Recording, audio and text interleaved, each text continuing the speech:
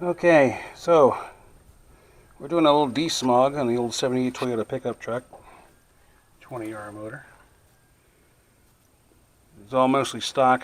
I've been de-smogging bits and pieces as I've owned it. Little bits have gone wrong here and there and just got worse and worse and worse. You might have seen in the previous video, I got a brand new carburetor for it from National Carburetor. I'm really happy with the carb, but with all the snaky vacuum garbage, it's I have a hard time tuning it. I can't get a good idle out of it. So we're going to take all this junk off of here and get everything plugged up. Just some problems. See this? Bimetal vacuum switching valve. If I was to replace that, it'd be 86 bucks from the dealer. Crazy. And it actually works the auxiliary accelerator fuel pump here, and work the EGR valve, which used to be mounted back here, right in that spot. And I've already got this tube off of here.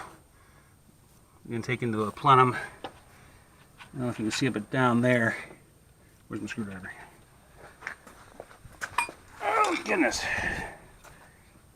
There we go. This piece here, that's part of the tube that loops around the back here and feeds fresh air into these ports through this pipe. This will all be coming off. I've been slowly taking this apart. It's called the pair valve. Pulse air injection reed valve, something like that. I already have the belt off on the air pump, so these two hoses don't do anything. All this electrical stuff I'll probably just leave intact. That I don't know about. I'm thinking that's probably a purge solenoid. So I might just go ahead and run a vacuum line from here back to the carb somewhere, because that line does go to the charcoal canister. There we go. I'm going to replace this line here because it's crimped.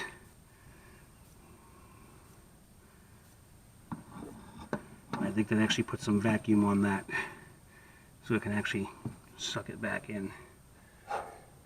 Vents the gas tank anyway, so I'm going to leave this alone. Some people online on Jototech and other forums say leave it, take it out. I'm going to leave it alone.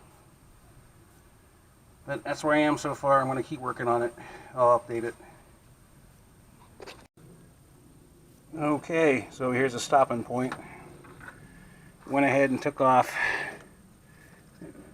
vacuum valve thing that was here, the pair valve. Took the hoses off the air pump down here, one of which actually goes to the pair valve that was sitting here. So as you can see, a lot cleaner looking. I decided I'm going to leave this alone for now. But now I'm going to move around the other side of the engine and get the manifold off in those tubes. Also, I forgot to mention, back of the head here, can't really see much, but there's a plate back here on the back of the head. It's called a crossover plate. It's going to have to come off, and it's going to be a bit of a bear, and I'm leaving that for last, and we'll see how it goes. Again, back with updates.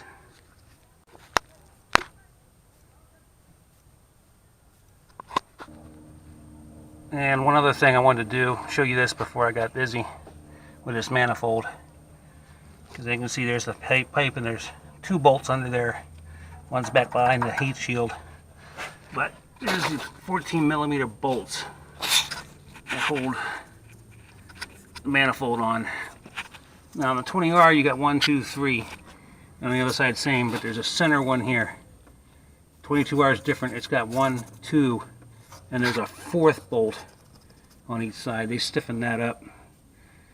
But as you can see, got the cement on here to patch up the cracks. I'm gonna get this thing brazed, and hopefully my flange isn't warped. But if it is, the machine shop I'm taking it to have it brazed, They'll be able to whittle that down for me. It'll be okay. Okay, all good. More later. Well, that was interesting. Well, like I said, here we go.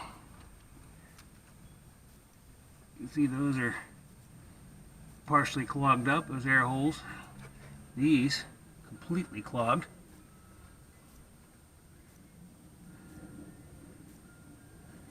So a little gap down there on that. Even that's a new gasket I put in last week. And I think it may not be the right one, so it's just a touch loose. But we still have a little bit of leak back here. But I'll find the right size one, it'll be alright. No big deal. Common 3-bolt flange. But oddly, there was no insulator and no gasket. No exhaust manifold gasket at all. Oh my goodness. Let's have a look over here. You can see again, the porch is plugged up.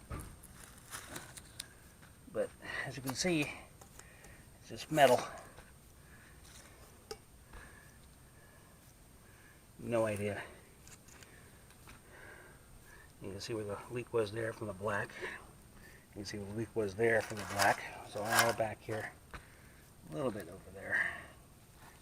Maybe some old stuff up here. But I'm going to get these cleaned up. Get all the cement off of here and see what we got for cracks. Holy. Great experience, guys. We'll update later. There we go. Probably the last part of part 1 here. This is got her cleaned up a little bit. Got all the epoxy and cement off of here. Wow, this is really wiped out. Let's try that. There we go. There's a nice crack for you. And there's another one up here. Don't know how well you'll be able to see it. Let's try this. There we go. Get to see some of it. But it goes from about here down to here. There you go. Got it cleaned up a little bit. Probably going to replace these studs on the bottom. Got a local machine shop that should be able to take care of this for me. So, well, when I check the flange on this, it looks reasonably straight. Let's get back on the sheet here. That's better. It looks pretty straight to me. I put a metal ruler on it. Seems to be a little high right at the center part right here. But that's about it. There we go. Yeah, better look. Nice. So, machine shop's next. Waiting for a few parts is next. When I get going on part 2, I'll post her up. Thanks for having a look.